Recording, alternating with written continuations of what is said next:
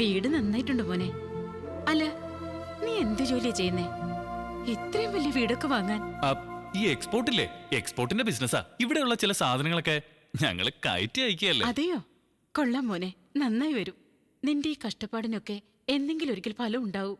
ജീവിതത്തിൽ ഒരിക്കലും നീ ദുഃഖിക്കരുത്. ആ ഒരു പ്രാർത്ഥനയെ എനിക്കുള്ളൂ. അത് മതിയമ്മേ. കേട്ടില്ലേ അച്ഛാ അമ്മ പറയുന്നൊക്കെ? അച്ഛനുണ്ടായിരുന്നെങ്കിൽ എനിക്ക് ഈ അവസ്ഥ വരും. എന്താ നീ പറയുന്നേ? ഒന്നുമില്ലമ്മേ, അമ്മ അകത്തൊക്കെ പോയി.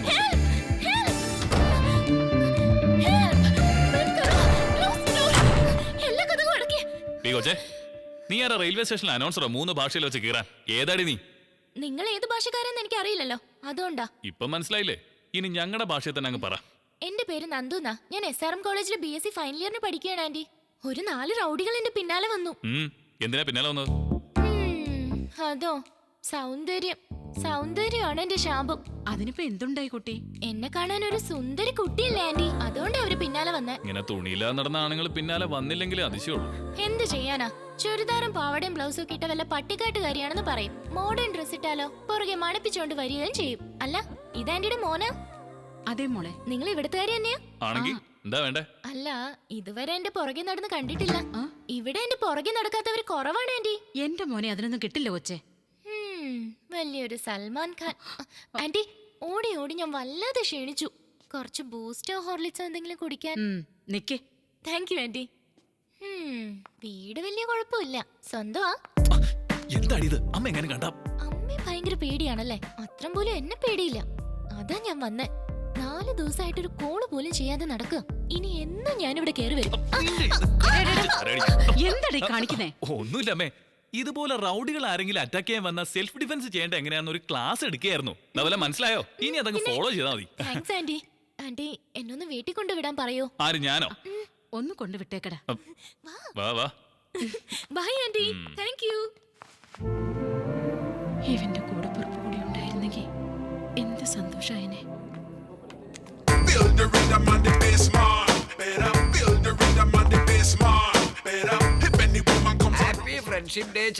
എന്താ കഥ?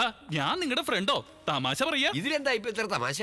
ഫ്രണ്ട്ഷിപ്പിന് പ്രായഭേദമുണ്ടാ? ഇത് പറയാനാ അർജന്റായിട്ട് വരാൻ പറഞ്ഞേ? അല്ലേട്ടോ, പുറത്തു പറയാൻ പറ്റാത്തൊരു രഹസ്യം പറയാനാ. അപ്പൊ നിങ്ങൾ ബ്രാഹ്മണനല്ലേ?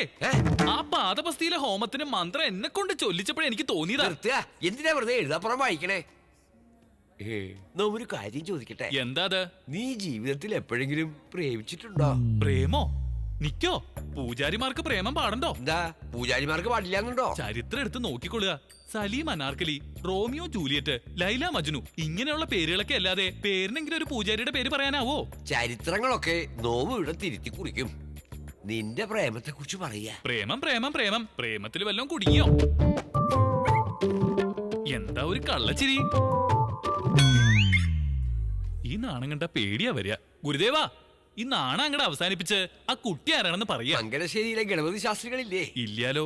അയാള് കഴിഞ്ഞ കുംഭമേളയില് വെള്ളത്തിൽ വീണ് മരിച്ചില്ലേ? അയാളുടെ പീഠകർമ്മത്തിന് പോയപ്പോ മൂത്ത മകൾ ശശികലയെ നോമൊന്ന് കൊടുത്തു. എന്താ ഇത് ഗുരുദേവ? മന്ത്രോച്ചാരണത്തിനിടയ്ക്കും കണ്ണുകൾ വെറുതെ ഇരുന്നില്ല, കൊടുത്തു. ഒന്ന് ദൗർഭാഗ്യത്തിന് എന്റെ ഇഷ്ടം അറിയിക്കണതിന് മുമ്പ് അവളുടെ വേടി കഴിഞ്ഞു പോയി. അവൾക്കൊരു അനിയത്തിക്കുട്ടി ഉണ്ടായിരുന്നു, ലക്ഷ്മി എന്ന പേര്. നമുക്ക് ചേരില്ല, അതുകൊണ്ടൊരു കൊശവന്റെ കൂടെ അവളെ വേടി കഴിപ്പിച്ചയച്ചു. അവളുടെ അനിയത്തി ഒരു ചന്ദ്രക്കലയുണ്ടടാ. അവളും കൂടെ പോയാ പിന്നെ അവളുടെ അമ്മ ബാക്കിയുണ്ട്. ആ ഒരു പേടി എനിക്കുണ്ടടാ. അതുകൊണ്ട് 1 വർഷം മുമ്പ് അമ്മയെ മോളെ ഞാൻ ഇങ്ങോട്ട് കൊണ്ടുവന്നു. ശരി, ചന്ദ്രകലയെ ഞാൻ നിനക്ക് പരിചയപ്പെടുത്താം. എന്റെ മനസ്സിലുള്ള കാര്യങ്ങള് നീ അവളോടൊന്ന് സംസാരിക്കണം. കുട്ടി ഇങ്ങോട്ട് വിളിക്കുക ഗുരുദേവ, ഞാനില്ലേ. അത്രയ്ക്ക് അങ്ങോട്ട് വേണ്ട കേട്ടോ. നിന്റെ ഈ ചോരത്തിളപ്പ് കാണുമ്പോ അവിടെ മനസ്സിലാക്കാൻ സാധ്യതയുണ്ട്, അതുകൊണ്ടാ. വീട് ഭേഷായിരിക്കണോ ഗുരുദേവ? ഭേഷായിട്ട് നീ പറയുമല്ലോ അല്ലേ? എന്നെ വിശ്വാസം ഇല്ലേ ഗുരുദേവ? സൗഖ്യമാണോ? നിങ്ങളുള്ളപ്പോ ഞങ്ങൾക്ക് എന്തിന്റെ കുറവാ ഭട്ടു? ഭട്ടുവാ? അമ്മായി സ്നേഹം കൊണ്ട് വിളിക്കണതാ. വരിക. ഇതാരാ? എന്റെ അനന്തരവനാ, ശിഷ്യനും കൂടിയാ. നമസ്കാരം. നമസ്കാരം നമസ്കാരം. വെയില് തലഞ്ഞു വന്നതല്ലേ, ഞാൻ കുടിക്കാൻ സംഭാരം. ആയിക്കോട്ടെ.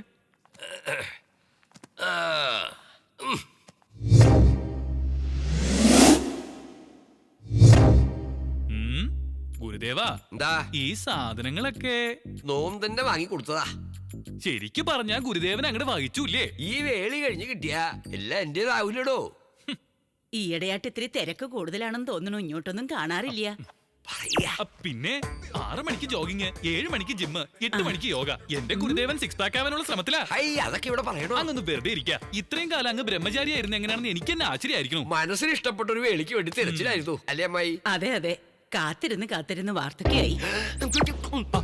ഏയ് അങ്ങനെയൊന്നുമില്ല. ഗുരുദേവൻ ഇപ്പോഴും യവനല്ലേ അറിയോ? കഴിഞ്ഞ ആഴ്ച ഒരു പേടി നടത്തിക്കൊണ്ടിരിക്കുമ്പോഴേ വേളിപ്പെണ്ണി എന്നെ ഗുരുദേവനോട് പൊളിച്ചോടാൻ തയ്യാറായി. അങ്ങോട്ട് പറഞ്ഞു കൊടുക്ക ഗുരുദേവ. ആ, ഇതൊക്കെ എന്താ ഇത്ര പറയാൻ? ഇതൊക്കെ പതിവുള്ളതല്ലേ? അമ്മായി കേട്ടിരിക്കും. കേട്ടിട്ടില്ലല്ലോ.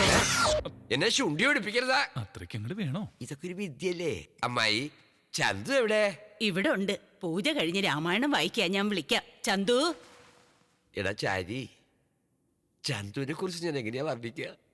നല്ല പഞ്ചവർണ്ണ കിളിയെ പോലെ ഉണ്ടാവും. ഗുരുദേവനെ കണ്ടാ നോക്കൂത്തേക്ക് മുണ്ടെടുപ്പിച്ചോളുണ്ടാവും. മാച്ച് ആവോ? നിന്റെ നാവ് ദേവായിരുന്നു. ശിവനെ, ഈ സ്ത്രീക്ക് വേറെ പണിയൊന്നുമില്ലേ? അമ്മായി, ചന്തു വരണുണ്ട്.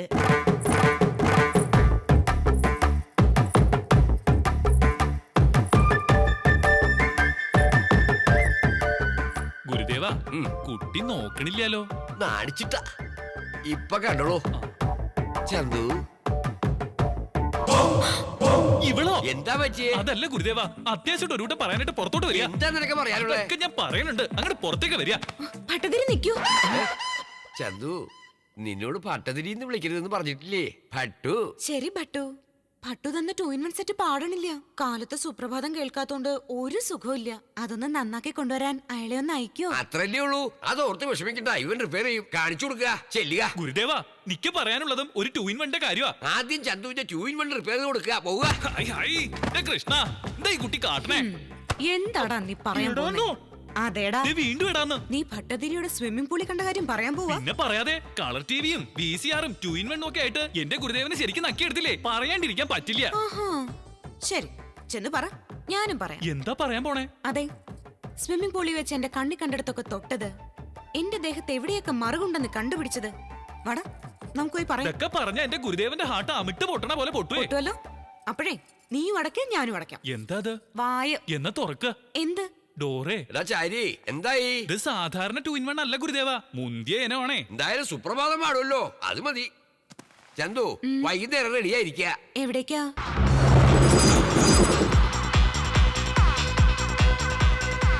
വാന്ന് പറഞ്ഞ മനുഷ്യന് സ്വയം തരാതെ കൂട്ടിക്കൊണ്ട് വന്നിരിക്കും. എനിക്ക് പബ് എന്ന് കേട്ടാലേ കലിയ. പബ്ലിക് റൊമാൻസിൽ ഒരു ത്രില്ലൊക്കെ ഉണ്ട് നഴ്സി. ഒന്ന് മോഡേൺ ആവടാ. എന്തിനാ ഗുരുദേവ എന്നെ ഈ പ്രച്ഛന്ന വേഷം കെട്ടിച്ച്? ഇങ്ങനെ അങ്ങോട്ട് ജീവിച്ചാ മതിയോ? ജീവിതം ഒന്ന് ആസ്വദിക്കണ്ടേ? ഈ പമ്പ് പൂജ ചെയ്തത് നമ്മളല്ലേ? എന്റെ ഭട്ടു, ഈ ഡ്രസ് എനിക്ക് തീരെ ഇഷ്ടായില്ല. ഇതെന്നല്ല, നിനക്ക് തുണിയെ ഇഷ്ടല്ലല്ലോ. എന്റെ ഗുരുദേവ, എനിക്ക് താറെടുക്കാഞ്ഞിട്ട് ഒരു സുഖമില്ല. ഹൈ, ഇവനൊരുത്തൻ ഇത് ഈ പബ്ബിലെ ഡ്രസ് കോഡാടാ. ധരിച്ചേ പറ്റൂ. വരിക. എന്ത് കോടോ